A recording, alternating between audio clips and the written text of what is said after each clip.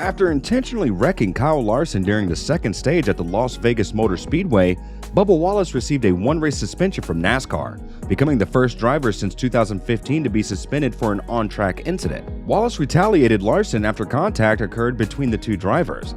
The 2311 driver then got out of the vehicle, threw his helmet, and physically assaulted Larson. Many current drivers, NASCAR legends, fans, and media felt that he should have been punished more severely by the NASCAR officials, even though there were many cases in the past when other drivers did similar things as Bubba and were not suspended. But despite the calls for harsher penalties to be applied by the NASCAR officials, Wallace received an even more brutal punishment than that from his own team, which decided to reduce his cash balance by as much as $1 million.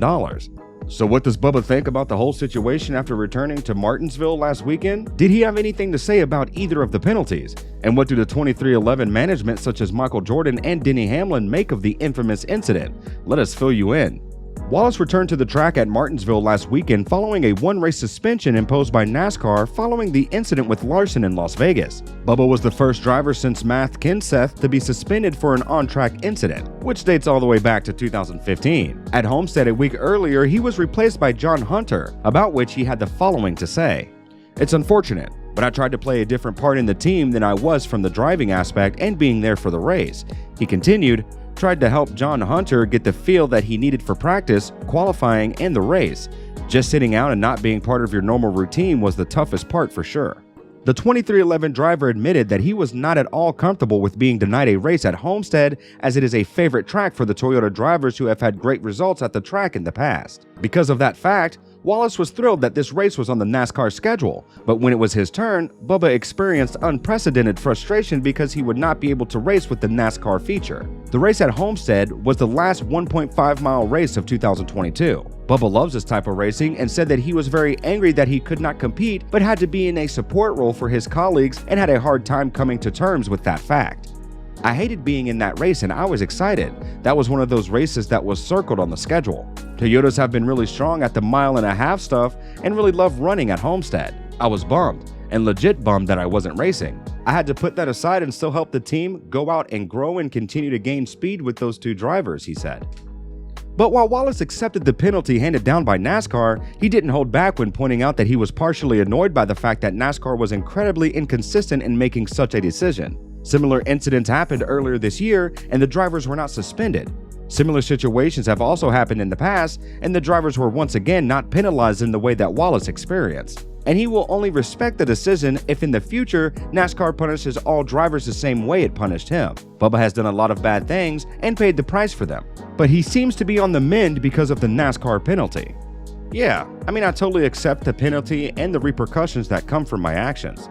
I talked to Steve O'Donnell and I talked to Steve Phelps and I said, hey, I'm good with being the example if we can make this consistent moving forward, because it's happened multiple times this year and it's something that may continue to happen, for other drivers down the road."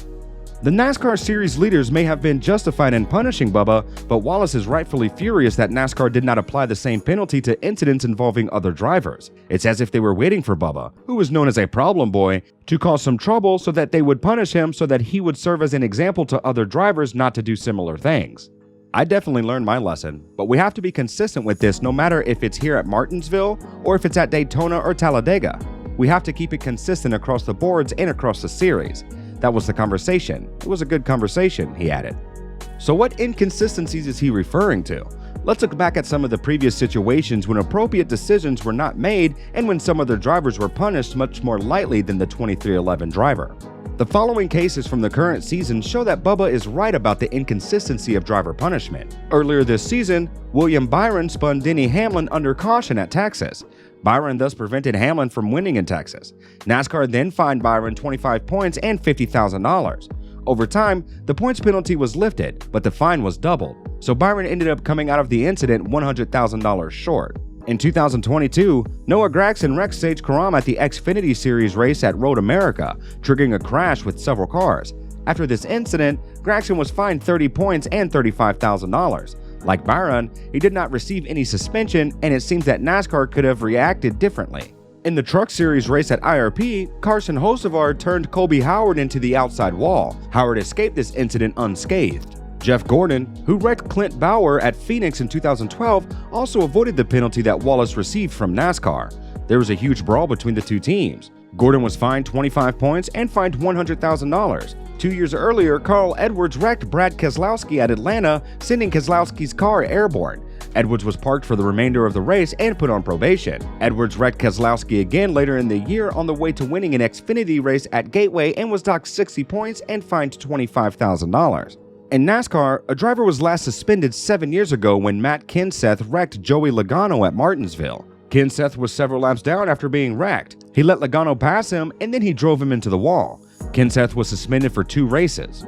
Bubba Wallace is only the 4th driver in the last 11 years to be suspended and unable to drive at a race. In addition to Kenseth, Johnny Sauter was also suspended for 1 race in the Truck Series, who wrecked Austin Hill at Iowa under yellow flags. Also 11 years ago, Kyle Busch was suspended from the Xfinity and Cup races at Texas after he hit Ron Hornaday's car twice, sending him into the wall.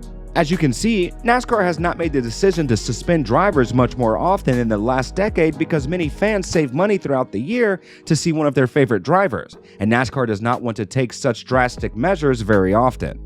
On the other hand, it is also not right for NASCAR to be inconsistent in making decisions, and to constantly punish some drivers while exempting others from sanctions. Wallace is justifiably angry because 3 years ago he was punished by NASCAR and again for the incident with Larson, when he spun out on the track intentionally and caution directly impacted Larson. He was then fined 50 points and $50,000. Wallace was also furious at that time because the move he made in Texas was done by other drivers and they were not penalized for it.